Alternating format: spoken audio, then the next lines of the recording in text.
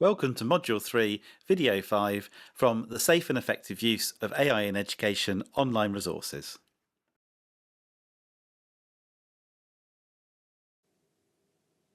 When it comes to exams, schools, colleges and exam boards take breaches of integrity seriously. But integrity must be embedded throughout all learning, including homework and other unsupervised work. AI presents both opportunities and challenges in education. While it can support learning, it must be used responsibly. The focus must remain on ensuring students and pupils develop their own knowledge and skills rather than becoming over-reliant on AI-generated content. One of the challenges around academic integrity is that AI-generated content can be difficult to distinguish from student work. Some detection tools claim to identify AI-generated content, but research shows they are unreliable. They can produce false positives, disproportionately affecting certain students. For example, students for whom English is an additional language and often fail to detect well-disguised AI use. Professional judgment and clear understanding of students' typical work, rather than relying solely on detection tools, will always be the most effective way to identify potential misuse and avoid incorrectly accusing students. Guidance from the Joint Council for Qualifications, JCQ, makes it clear that students must only submit work for qualification assessments that is their own. If they use AI in any way, it must be appropriately acknowledged. Failure to do so constitutes malpractice and may result in severe consequences, including disqualification. Teachers and assessors must investigate suspected AI misuse and take appropriate action. The full JCQ guidance can be found in JCQ AI use in assessments. Manual checks are one of the most effective ways to identify AI misuse. The JCQ outlines steps for educators in identifying misuse, keeping watch for inconsistencies in student work, and checking for unusual vocabulary, tone shifts, and unverified references. If plagiarism or AI misuse is suspected, educators should try to confirm the source before reporting through the appropriate channels. As we become better at discussing risks and spotting intentional and accidental misuse of AI, pupils and students are just as likely to become more and more adept at using generative AI, and so the likelihood of misuse may also increase. There is also the potential for this to happen during non-examination assessments, NEAs, at Key Stage 4 and 5 level. However, other less formal assessments take place throughout schools and colleges all the time. These may be done under supervision or away from the classroom at home. Some pupils and students may be equipped with their own devices, whereas others rely on access to classroom-based PCs or laptops. Each context will be different, and how students and pupils access generative AI in support of their work in and out of school or college will require individual interpretation and should be reflected in your organisation's relevant policy. While plagiarism is the uncredited use of someone else's work, AI misuse can involve over-reliance on AI-generated content in ways that bypass genuine learning. Schools and colleges must provide clarity on when AI is not to be used and promote use that doesn't bypass the development of skills and knowledge. AI use is not just a concern at Key Stage 4 and 5, and students and pupils of all ages need to understand that their learning should come from their own engagement with the material. Embedding discussions about AI early helps students and pupils recognise that reliance on AI-generated content is not a substitute for genuine academic effort. It's important for students and pupils to understand that AI should not be used in place of independent thought and critical engagement. We're still learning exactly how AI can best support student learning. But there's one principle that we need to keep in mind. If AI allows students to skip over the hard work of learning, it could actually harm their progress. This is reflected in findings from research in this area and also from cognitive neuroscience about how the brain builds lasting knowledge. Learning happens when students engage in what researchers call desirable difficulties. These are tasks that require genuine mental effort and struggle. When a student wrestles with recalling information from memory or works through a complex problem step by step, or explains a concept in their own words, their brain is actively encoding and consolidating that knowledge into long-term memory. Many researchers have likened it to building a muscle. The resistance is what makes you stronger. The same principle applies to learning. If AI becomes a shortcut that removes this productive struggle, it can actually prevent the formation of the neural pathways needed to learn something from forming in the first place. They're vulnerable to be getting a quick first answer because it gives you what you need, what you think you need, but then has the learning process of the struggle, not knowing the answer straight away. That's part of what I think we need to make sure we wrap around any kind of prompt engineering, AI literacy. These are all great, brilliant, but we need to start asking when should we use AI and when should we not use AI? How do we know what we can trust? For example, if a student asks AI to summarise a text they haven't actually read, or to solve a multi-step physics problem without working through it themselves, they're bypassing the exact cognitive processes that would help them learn. The AI might give them the answer, but the student hasn't done the thinking that creates genuine understanding. This is why we need to be thoughtful about when and how AI is used in learning contexts. The Department for Education's updated generative AI product safety standards include measures to ensure that developers of AI products for education mitigate against the risk of cognitive offloading.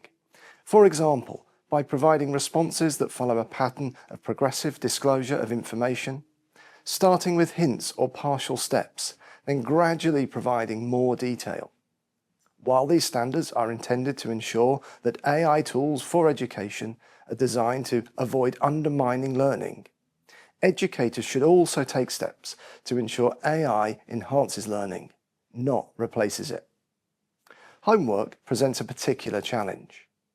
AI tools can support educators in preparing learning materials, but is not something that should be relied on by students and pupils to complete their work. Some may attempt to use AI tools to bypass the learning process, undermining their own development. Others may not yet understand that using AI-generated work could be a form of misconduct. Schools and colleges should set clear expectations, and assignments should be designed to encourage independent thinking. Academic integrity comes up a lot.